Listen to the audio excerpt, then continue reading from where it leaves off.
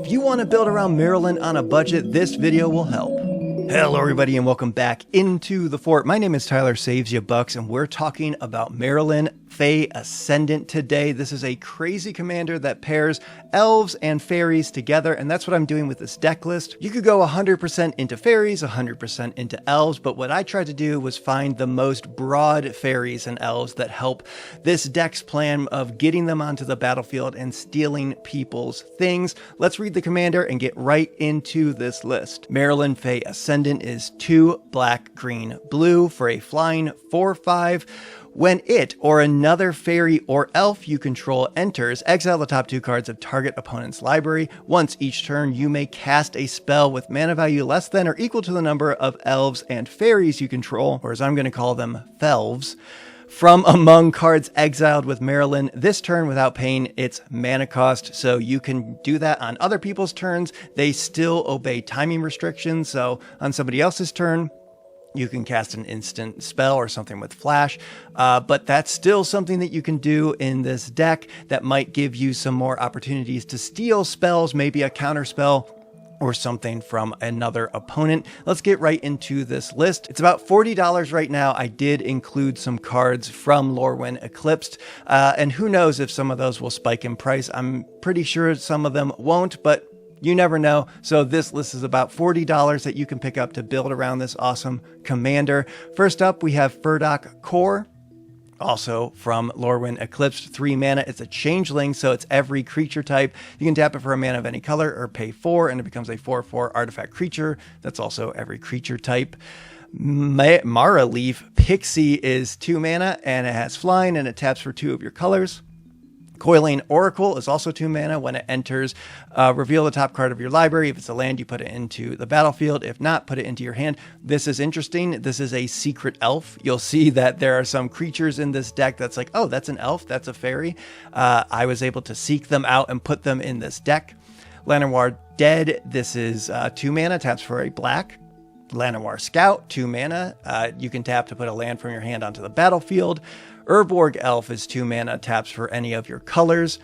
Elvish Pioneer is 1 mana. When it comes into play, you can put a basic land into play.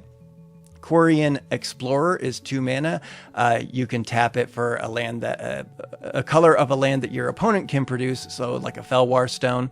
Paradise Druid is hexproof as long as it's untapped, taps for a mana of any color. Llanowar Elves, of course, a classic, tapping for green. Cloud of Fairies enters and you untap 2 lands. This is really good for chaining fairies and elves, Felves, together and exiling more stuff from your opponents. Elvish Mystic, 1 mana, taps for a green. Quarian Elves, when it enters, you choose a color and it taps for a green and one of the other color. Sky Shroud Ranger, the font change up kind of tripped me for a second. 1 green, and you can tap to choose a land in your hand, put it into play, activate as a sorcery. Beastcaller Savant is 2 mana, has haste and taps for a mana of any color. Spend it to only cast a creature spell. Galagreeters makes you a treasure, puts a counter on it, or gain 2 life whenever a creature you control enters, which is the main goal of this deck. Elves of Deep Shadow is 1 mana and taps for a black, but deals a damage to you. Gives you access to black in order to cast your commander and some of the other great spells in this deck. Like Graveshifter, we're on to talking about some card advantage in a way. Graveshifter is a Felv, but also when it enters, you return a creature card from your graveyard to your hand. And that might not be card advantage in most decks, but in this deck, when that hits, you get a creature back and also exile the top 2 of somebody's library. It is a very powerful 4 mana spell. Into the Fae Court is 3 mana, draw 3 cards, and then you create a fairy, which again, exiles the top 2 of somebody's library. Lannis, Cryptozoologist, is 2 mana. When a creature you control enters, you investigate, so you make a clue, and then you can tap and sacrifice X clues, and basically steal that many permanent, non-land permanents from somebody's deck. This is really strong for the fact that you're going to be playing somebody else's deck, most likely. So if you need more pieces of their deck to make what you have going on better, Lannis is a great way to do that. Fairy Formation is 5 mana. You can pay 4 to make a fairy and draw a card. Not the best rate for that, but again, like I said, if you're in a position where you want to get some interaction or do something on other people's turns, this is something that you can do to make a fairy and in turn steal more stuff from other people's libraries. Rashmi, Eternity's Crafter, another sneaky elf here. 4 mana, whenever you cast your first spell each turn, reveal the top card of your library. You may cast it without paying its mana cost if it's a spell with lesser mana value. If you don't cast it, put it into your hand. What that basically means is you cast a 4 mana thing off the top. You're going to take a look at the card, and if it's less than 4 mana, you can cast it or just put it right into your hand.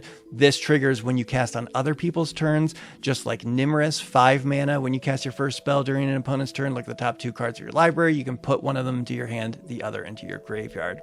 Bident of Thassa, there's a lot of evasive creatures in this list, and this drawing you a card whenever you deal damage to a player is just a great thing. Plus, you can also do kind of a Fae trickster thing by making creatures your opponents control attack this turn for only 2 mana. Frantic Search is one of my favorite cards in all of Magic. 3 mana for an instant. Draw 2, discard 2, untap up to 3 lands. Just great for keeping risky hands or digging for answers.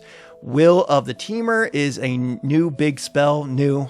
Almost a year ago now, but it's new-ish. 6 mana, choose one. If you control your commander, you can do both. You can make a copy of something and it's a 4/4 dragon in addition to its other types, or you can draw cards equal to the greatest mana value among permanents you control. If you're stealing big stuff, that's a way to do it, but also your commander is 5 mana, so casting this and just having a 5 mana thing out, that's draw 5. Not too bad. Edric, Spymaster of Trest, helps point damage in other people's directions. Whenever a creature deals combat damage to one of your opponents, its controller may draw a card. That's for yourself, for all of these evasive little flyers, or even some of these elves that get in. And also, if somebody else hits somebody else, they draw a card, and it just helps push aggro in different directions. Shamanic Revelation is 5 mana, and the goal of this deck is to get as many creatures onto the battlefield as possible, whether they be your Felves or other players. And then 5 mana to draw a card for each creature you control is very, very nice. And then Ferocious, you gain 4 life for each creature with power 4 or greater. Your commander at least has that, just in case you need to pad your life total a little bit. Tegwell, Duke of Splendor. It gives your fairies a buff, but also whenever a fairy you control dies, you draw a card and lose 1 life. Like I said, I didn't want to point this deck completely in fairies or completely towards elves. I wanted to be a broad thing. And I kind of looked at this card and went, should it be in the deck? But if there are so many fairies and a few changelings in the deck, the odds of you drawing a card when one of your creatures dies is kind of like a 50-50. And that actually makes me think of a cool creature or commander someday that when a creature you control dies, roll a die or flip a coin. And if you win the flip, you draw a card. That might be a kind of cool, chaosy commander. Mishra's Bauble is an interesting card in the deck. 0 mana, you can sacrifice it, look at the top card of target player's library, draw a card at the beginning of the next turn's upkeep. What this kind of does in the deck is lets you look at the top of somebody's library. If you're really looking for a removal spell, or really looking for ramp or something like that, and you've gotten some good luck from an opponent's deck, then Mishra's Bauble is a way to just take a little peek just before you play out one of those fairies or elves. Ferocious Tome Skimmer is one of my favorite cards coming in Lorwyn Eclipsed. It's 3 Dimir hybrid mana for a flyer. Whenever you cast a spell during an opponent's turn, you may pay 1 life. If you do, draw a card. Just so clean and so useful. Blightwing Bandit. Whenever you cast your first spell during an opponent's turn, look at the top card of that player's library, exile it face down. You may play it for as long as it remains exiled and spend mana as though it's mana of any type to cast it. Just more ways to steal some stuff, and it's a fairy. Runaway Together. I dig this card in a lot of decks out there just because 2 mana, you can choose 2 creatures from different people and bounce them to your hands. Also, you can bounce your own thing to your hand if you want to recast one of these Felves and get its Enters trigger with your commander, or just it does something cool when it hits the battlefield. Like this, Winter Eladrin. 3 mana. This is a Felv, a fairy elf wizard. When it enters, return up to 1 target creature to its owner's hand. Just so great in the deck, especially when, again, you match this effect with stealing 2 cards. Spellscorn Coven is a fairy creature, but also you can return a spell to its owner's hand for 3 mana. Nice little modality there. Negate, just 2 mana to counter a non-creature is always nice. Spell Stutter, 2 mana. Counter a spell unless its controller pays 2, plus an additional 1 for each fairy you control. This could just be a straight up counter for only 1 and a blue. Stolen by the Fae, X blue blue. Return target creature with mana value X or X to its owner's hand, and then you create X blue fairies. This is really strong to snipe something off of somebody's board and then make a whole bunch of fairies to steal even more from people. Commit to Memory is really fun in this deck. 4 mana. Put target spell or non-land permanent into its owner's library second from the top. Your commander looks at the top 2 cards of somebody's library. So if you really want something from somebody's board or a spell on the stack, you can just tuck that over there and then have a creature enter and steal that specific thing that you want. And then Memory is kind of like a Wheel of Fortune that you can cast in your graveyard. Repulsive Mutation. I just like this as a counter spell. You can put X counters on target creature, then up to 1 target spell, or counter up to 1 target spell unless its controller pays mana equal to the greatest power among creatures you control. Your commander having that 4 power, they would have to pay 4 if you pay nothing into X. But also, since you have so much evasion in the deck, you could load up a bunch of counters onto a creature to swing on through. Memory Lapse is not just great in Dan, it's also great in this deck as well. 2 mana counter target spell. If that spell is countered this way, put it on the top of its owner's library instead of putting it into its graveyard. I tried to find as many cards that could do this type of thing, like that Commit to Memory does it as well. This is just really, really silly and works great in this deck. Tegwell's Scouring. This is a board wipe. I think every deck should have at least 1 board wipe. And even in a deck like this where you're consistently stealing from other people, at least 1 that you can search for as you're trying to dig for answers. 6 mana, you can cast it as though it had flash by tapping 3 untapped creatures you control with flying in addition to paying its other cost. Destroy all creatures and you create 3 fairies. Moving on to Masked Vandal is 2 mana. It's also a Felv. When it enters, you can exile a creature from your graveyard. If you do, you exile target artifact or enchantment. Unwind is a 3 mana negate, basically. You counter a non-creature spell, but then you untap up to 3 lands. Again, very strong in this deck to keep you interactive on other people's turns. Chomping Changeling is coming in Lorwyn Eclipsed, so hopefully it hovers around the $1 mark, but I think it will. 3 mana, it's a Felv as well. When it hits the battlefield, destroy target artifact or enchantment. Sower of Temptation is very interesting in the deck because for 4 mana, when it enters, you gain control of target creature for as long as you have this. It's really good because of the fact that if you're playing another person's deck, basically, stealing a really good creature from them that's already on the board and now it does even better for you on your side is tricky, and people are going to hate you just a little bit. Omni Changeling, I like this one a lot. Also a new card. 5 mana, has Changeling and Convoke, so your creatures can help tap to cast this. When it enters, it can become a copy of any creature on the battlefield except it's a Changeling. Very strong in a deck like this. Unwelcome Sprite is another new card. 2 mana. Whenever you cast a spell during an opponent's turn, Surveil 2, just super strong and efficient. Dewdrop Spy is funny in the deck. 3 mana, also with flash. It comes into play, look at the top card of target player's library. So if you have your commander's exile thing on the stack, you can throw this onto the battlefield, look at somebody's library and be like, ooh, I don't want to go over there. I'll go over there instead. Glen Elendra Pranksters, 4 mana. Whenever you cast a spell during an opponent's turn, you may return target creature you control to its owner's hand. Just useful to do some protection, to get some reuses of casting your creatures, but also it's a may, so you don't have to do that. Obira, Dreaming Duelist, the 2 mana, and whenever a fairy you control enters the battlefield, each opponent loses 1 life. Again, if it's like a 50-50 thing, it's still pretty useful, and also it's a flash creature for 2. Fairy Seer is 1 mana. When it enters, scry 2. Changeling Outcast is all creature types, and it can't be blocked for only 1 mana. Virulent Emissary is 1 mana with Death Touch. Whenever another creature you control enters, you gain 1 life. Just very strong and helps pad your life total when you become the enemy at the table. Faebloom Trick is 3 mana, create 2 fairies, and then you can tap a creature an opponent controls. Those 2 fairies also let you see 4 cards.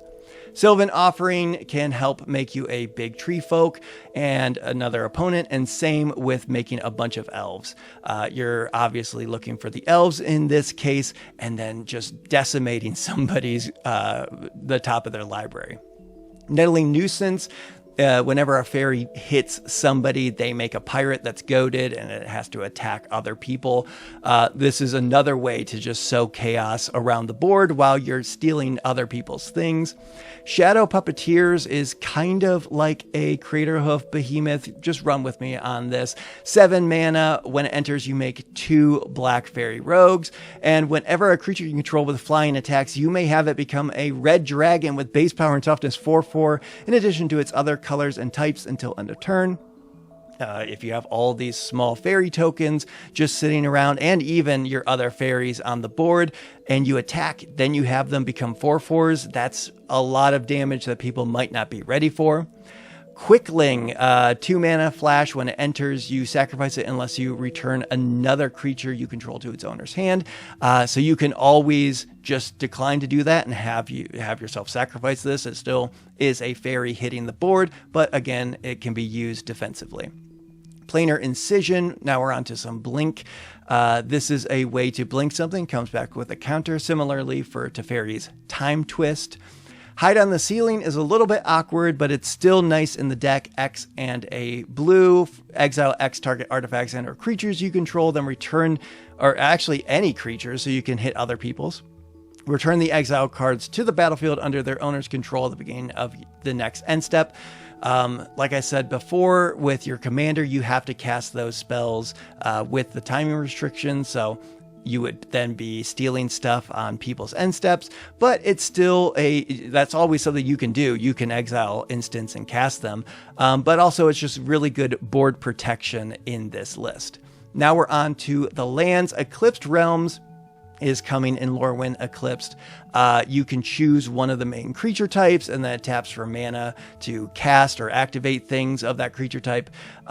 When you have this, say, in your opening hand, just look at how many fairies or elves that you have, and when it enters, choose whatever you have the most of. Probably elves. There's some cheaper ones, and they're mainly your mana creation, so if you have like a Llanowar Elves and this in here, you can choose Elf, and then it taps for a mana of any color for that elf. It's just something good to set aside when you're opening packs from this new set.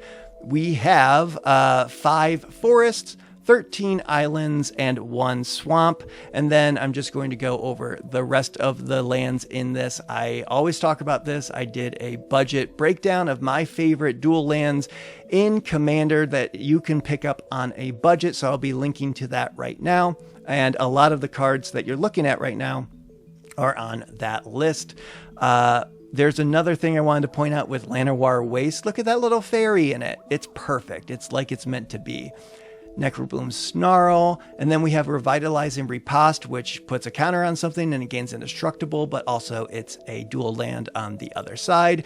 But this is just a good protection piece for your commander. And speaking of the commander, that is it for this deck. So let me know in the comments if I missed anything. Let me know if you liked this take on it, where you kind of put both creature types in there that tend to do point everything in a singular direction, which is just ramp stuff out, get creatures onto the board, and get as much theft going as possible. I've done a lot more content on Lorwyn Eclipse, both on here and my articles for EDH Rec, so I'll be linking to those in the description. And if you want to become a subscriber to this channel where we make Magic more accessible for everyone, please feel free to do that. Give me a thumbs up, a comment. Everything that you can do helps me make more content just like this. And I hope to see everybody here next time in the fort.